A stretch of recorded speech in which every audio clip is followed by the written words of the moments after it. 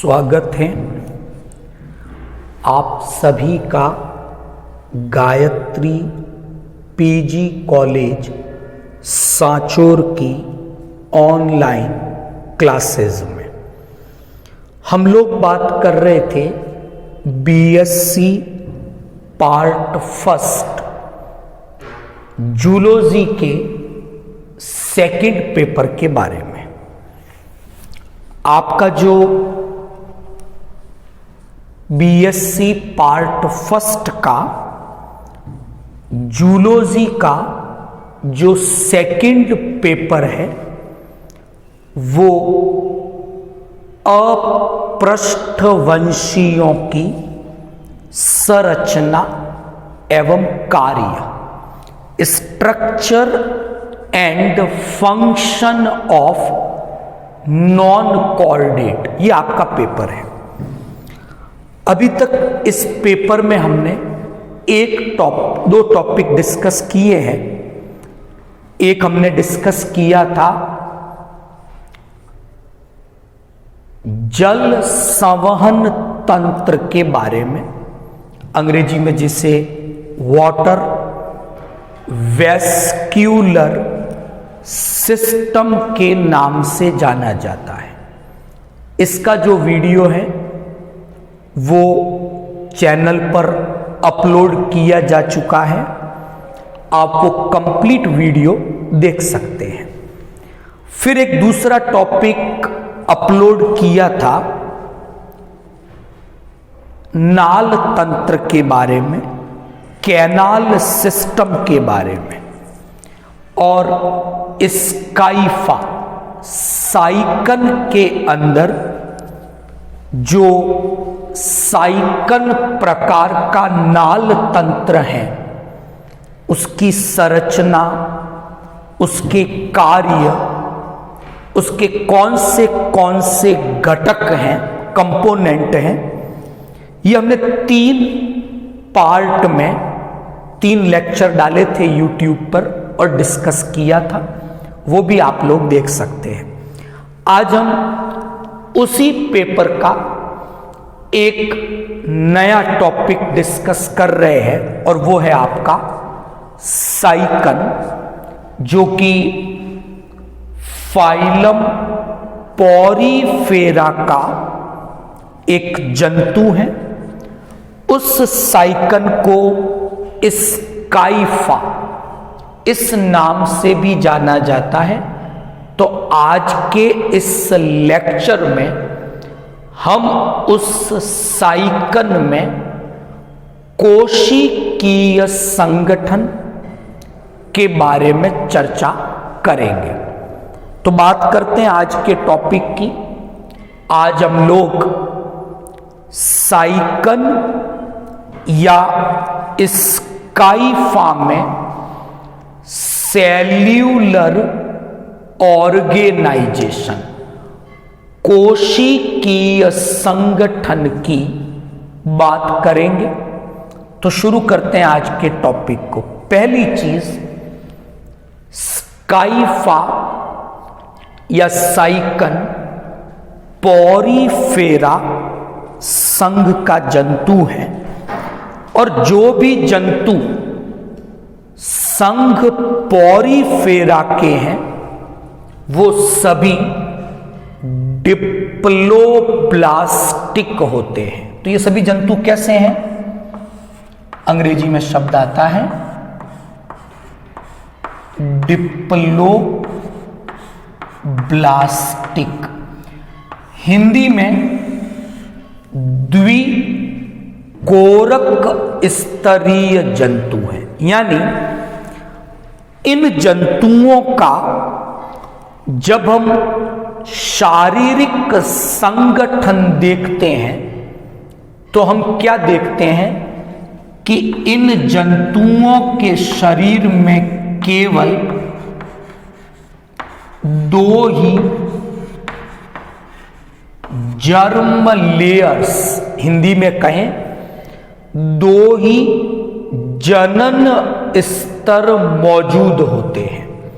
एक भ्रूणीय एक्टोडर्म, दूसरा भ्रूणीय endoderm.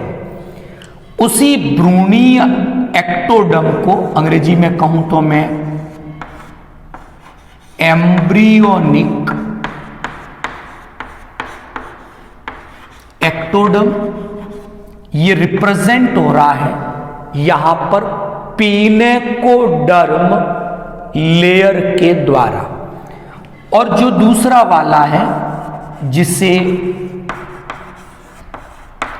Embryonic endoderm के नाम से जाना जाता है, वो यहां पर साइकन के अंदर स्काइफा में कॉयनोडर्म कहलाता है।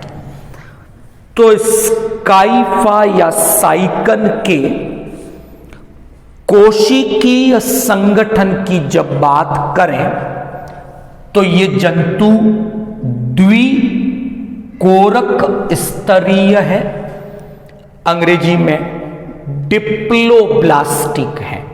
यानी इन जंतुओं के शरीर में केवल दो ही जनन स्तर, दो ही जर्म लेयर्स मौजूद होती है। एक भ्रूणीय एक्टोडर्म, दूसरी भ्रूणीय एंडोडर्म। यहां पर भ्रूणीय एक्टोडर्म जो स्तर है वो पिनेकोडर्म कहलाता है, जबकि भ्रूणीय जो एंडोडर्म स्तर है वो कॉयनोडर्म कहलाता है। डायग्राम में आप देख सकते हो नंबर 1 पे जो ये डायग्राम मैंने बनाया वो उन कोशिकाओं का है जिनसे ये पिनेकोडर्म स्तर बना है, इसलिए इन कोशिकाओं का नाम ही क्या दे दिया, पिनेकोसाइट। तो पिनेकोसाइट कोशिकाएं जिस लेयर का, जिस स्तर का निर्माण करती हैं उस स्तर का नाम है पिनेकोडर्म। तो कोशिकाएं हो गई पिनेकोसाइट। अगर हम एक पिनेकोसाइट कोशिका की संरचना देखें तो उसमें एक न्यूक्लियस केंद्रक होगा, और स्काइफा में हम क्या देखते हैं, ये पिनेकोसाइट्स कोशिकाएं शरीर की बाहरी सतह पर भी हैं, शरीर के अंदर जहां स्पंजोसील है वहां पर भी उपस्थित हैं। तो ये पिनेकोडर्म भी दो प्रकार का हो गया। एक जो बाहरी सतह पर है उसे तो कह देंगे एक्सोपिनेकोडर्म, एक्सो यानी बाहर की ओर। जो अंदर की ओर है उसे एंडोपिनेकोडर्म, क्योंकि वो भीतर की ओर है इसलिए एंडो। तो पिनेकोडर्म स्तर अपनी पोजीशन के आधार पर दो प्रकार का है, एक्सोपिनेकोडर्म जो बाहर की ओर है और एंडोपिनेकोडर्म जो अंदर की ओर होता है। और यहां पर जो कोशिकाएं हैं वो आपकी पिनेकोसाइट है। इसी पिनेकोडर्म या जो ये पिनेकोसाइट हैं वो कई बार मॉडिफाई, रूपांतरित हो जाती, यानी इनकी संरचना, इनके कार्य बदल जाते हैं और फिर ये निर्माण करती हैं मीसेनकाइम का। तो मीसेनकाइम अलग से कोई लेयर नहीं है, पिनेकोडर्म और कॉयनोडर्म के बीच में ये मुक्त कोशिकाएं हैं, मतलब इन्होंने व्यवस्थित होकर लेयर का, स्तर का निर्माण नहीं किया।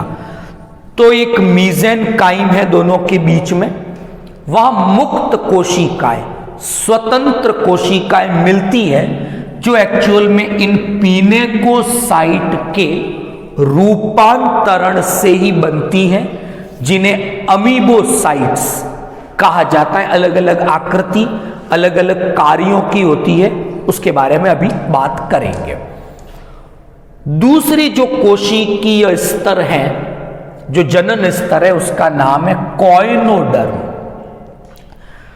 कॉइनोडर्म एक्चुअल में भ्रूणीय एंडोडर्म को प्रदर्शित करता है। डायग्राम में ये वाली जो सेल्स मैंने बनाई, इन्हीं कोशिकाओं ने कॉइनोडर्म स्तर का निर्माण किया। इन कोशिकाओं को कॉइनोसाइट के नाम से जाना जाता है। अगर हम एक कॉइनोसाइट कोशिका की संरचना देखें तो एक केंद्रक है, बाकी जितने भी कोशिका अंग जो माइटोकॉन्ड्रिया, गोल्जी कॉम्प्लेक्स, सब कुछ है यहां पर एक आधार कणिका है और उससे निकला हुआ ये एक फ्लैजिला कशाभ उपस्थित है। और इस कशाभ की उपस्थिति के कारण कॉइनोसाइट्स कोशिकाओं को एक और नाम से भी जाना जाता है। हमने जब नाल तंत्र की बात की थी तो इन कोशिकाओं की बात की थी, कॉलर सेल्स। तो कॉइनोसाइट फ्लैजिला वाली कोशिकाएं हैं, कशाभ वाली, इन्हें कॉलर सेल्स के नाम से भी जाना जाता है। और यही वो कोशिकाएं हैं जो कॉइनोडर्म स्तर का निर्माण करती हैं। तो यहां तो मैंने बात की थी एक्सोपिनेकोडर्म की, एंडोपिनेकोडर्म की। साइकन में सब जगह ये कोशिकाएं पाई जाती हैं, रूपांतरित भी होती हैं और कई कोशिकाओं का निर्माण करती हैं, अभी डिस्कस करेंगे। लेकिन कॉइनोडर्म जो है ये केवल और केवल, मैं साइकन की बात कर रहा हूं, स्काइफा की, ये कोशिकाएं सब जगह नहीं है, ये कोशिकाएं सीमित हो गई हैं और आपको केवल और केवल रेडियल कैनाल में या रेडियल जो चैम्बर्स मिलते हैं वहां पर ये कॉइनोडर्म मिलेगी। तो अगर आपको नाल तंत्र की संरचना याद है तो वहां हमने ऑस्टिया, फिर incurrent canal, prosopyle, radial canal या रेडियल चैम्बर, फिर एपोपाइल, स्पंजोसील, ऑस्कुलम, ऐसे कुछ घटक डिस्कस किए थे। तो जो रेडियल कैनाल या जो चैम्बर हैं वहीं पर ये कॉइनोडर्म यानी ये वाली सेल्स उपस्थित होती हैं। इनका फ्लैजिला जल धारा को उत्पन्न करता है, ऐसा भी हमने डिस्कस किया था। तो दो लेयर हो गई, दोनों की दो कोशिकाएं मैंने बता दी आपको, ये वाली कॉलर सेल्स, ये वाली पिनेकोसाइट्स। अब मीजेनकाइम में मैंने कहा ये बनी तो इससे अलग अलग आकृति की है, अमीबोसाइट्स कहलाती है ये कोशिकाएं। अब अगर अमीबोसाइट की मैं संरचना देखूं, काम देखूं, तो ये कई प्रकार की हैं, मैंने डायग्राम में मेंशन की। जैसे यहां पर एक कोशिका मैंने बनाई जिस पे मैं अभी फिंगर कर रहा हूं, ये पोरोसाइट कहलाती है। इन कोशिकाओं में क्या हुआ, एक नलिका जैसी संरचना बन गई है, दिख रहा होगा आपको। तो इस पिनेकोसाइट के रूपांतरण से पोरोसाइट बनी, बीच में एक छेद बन गया, एक नलिका बन गई। तो ऐसी कोशिकाएं आपको दिखेगी प्रोसोपाइल में। संरचना बताई थी कि इन करंट कैनाल जाकर रेडियल कैनाल में खुलता है, वहां पर ये प्रोसोपाइल है। इनसे होकर जल इन करंट कैनाल से रेडियल कैनाल में पहुंचता है, वहां पर ये पाई जाती हैं। तो एक नलिका जैसी संरचनाएं जिनसे होकर जल इधर उधर हो सकता है। तो ये भी एक प्रकार की अमीबोसाइट का उदाहरण है। इसी प्रकार ये वाली कोशिका है, ये मायोसाइट्स हैं, संकुचनशील कोशिकाएं हैं। ये भी इन्हीं के रूपांतरण से बनी अमीबोसाइट है। मायोसाइट्स आपको ऑस्टिया के चारों ओर, ऑस्टिया बताया था स्पंज के शरीर पर छोटे छोटे छिद्र है जिनसे होकर जल की एंट्री होती है, वहां ये मायोसाइट्स हैं। जल कितना अंदर जाएगा, कम जाना है ज्यादा जाना है, तो ऑस्टिया का जो छिद्र है उसके आकार को नियमित करना, नियंत्रित करना इस मायोसाइट का काम है। इसी तरह यहां पर एक कोशिका और है अमीबोसाइट, थीसोसाइट। थीसोसाइट भी पिनेकोसाइट के रूपांतरण से बनी। यहां पर संचित खाद्य है, ये संचयी प्रकार की कोशिका है। खाद्य पदार्थों को, भोजन को संचित करने का काम इस थीसोसाइट के द्वारा किया जाता है। एक कोशिका ये और है आर्कियोसाइट। आर्कियोसाइट जो है एक्चुअल में पूर्ण शक्त कोशिका है। अंग्रेजी में एक शब्द आता है टोटीपोटेंट, 12th क्लास में आपने पढ़ा होगा। और ये पूर्ण शक्त है, यानी यही वो कोशिका है जो शुक्राणु बनाती है, यही वो कोशिका है जो अंडाणु बनाती है, यही वो कोशिका है जिसके कारण स्पंज में, साइकन में पुनरुद्भवन की अत्यधिक क्षमता पाई जाती है। तो हम क्या देखते हैं, मीजेनकाइम कई प्रकार की है, आकृतियां अलग अलग है, कार्य अलग अलग है, तो इन्हें हम अमीबोसाइट्स कहते हैं। और ये सब की सब इस पिनेकोसाइट के रूपांतरण से बनती है। तो कुछ एग्जाम्पल मैंने डिस्कस किए यहां पर, मायोसाइट, थीसोसाइट, पोरोसाइट, आर्कियोसाइट, ऐसे स्क्लेरोब्लास्ट जिसके द्वारा स्पंज में कंकाल यानी कंटिकाएं, चाहे वो कैल्शियम कार्बोनेट की हो, उनका निर्माण उन स्क्लेरोब्लास्ट, वो भी अमीबोसाइट है, उनके द्वारा होता है।